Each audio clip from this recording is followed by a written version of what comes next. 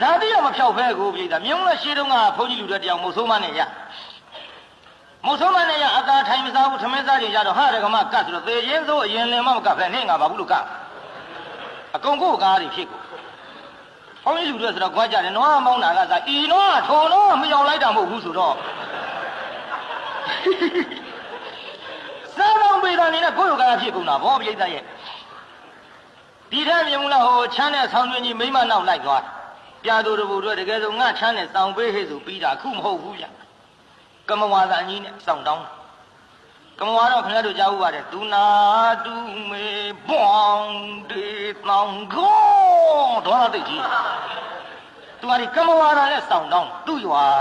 သူ့ပြေချမ်းလို့လေစောင်းကိုဟာ